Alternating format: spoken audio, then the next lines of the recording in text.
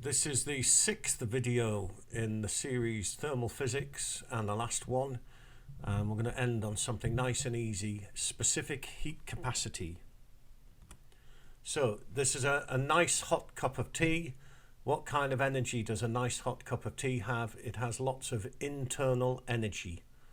Its particles, its water molecules are whizzing around. They've got lots of kinetic energy and it has lots of internal energy. Now, its internal energy is the sum of the energy, which is mostly kinetic, of its particles. Now, if we give it heat energy, Q, then its internal energy will increase. Maybe we stick a Bunsen burner underneath it. If it loses heat energy to its surroundings, conduction, convection, radiation, then its internal energy will decrease. The point here is that Q, heat energy, is something that we give it, or it is something that it loses. It is not something that it has. It has internal energy. So, how much heat energy do we need to give it to raise its temperature? Well, that depends. It depends on the mass. The bigger its mass, then the more heat energy we would have to give it. The change in temperature, obviously the bigger the change in temperature, the more heat energy is needed, and it depends on the substance being heated. And so we have this quantity here, which is a material property. The specific heat capacity of a substance is the heat energy required to raise its temperature, or to raise the temperature of 1 kilogram of the substance by 1 degree centigrade, or 1 Kelvin, which is the same difference.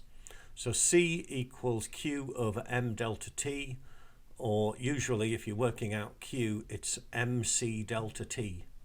There's that new DJ, MC delta T. Here's a nice easy example.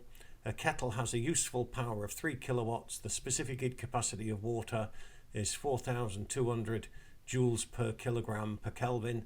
How long will it take to raise the temperature of 1.5 kilograms of water from 20 degrees to 100 degrees? So have a go at it.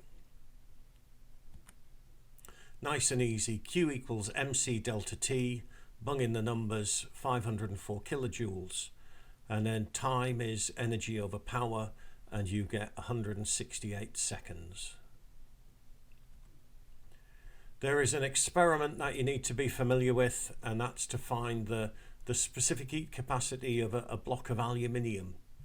And you should have done this experiment, possibly as a PAG, and it involves getting a kilogram of aluminium, putting a thermometer in there and putting an electric heater in there.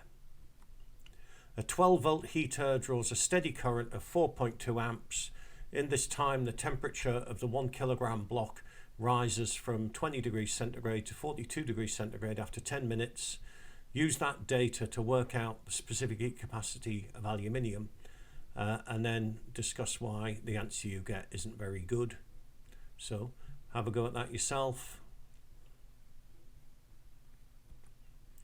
And the specific heat capacity we get from this data is 1375 joules per kilogram Kelvin. I believe the correct answer is about 900. So why do we get a bigger answer? And the biggest source of error will be the heat loss due to the surroundings. You'll notice looking at the diagram, I'm not using any insulation. If you're doing this experiment accurately, then you should insulate all around and top and bottom of the aluminium block. A few other points. Does the block warm up uniformly? And was the heater hot before you put it in, so that you're not heating up the heater, you're heating up the block?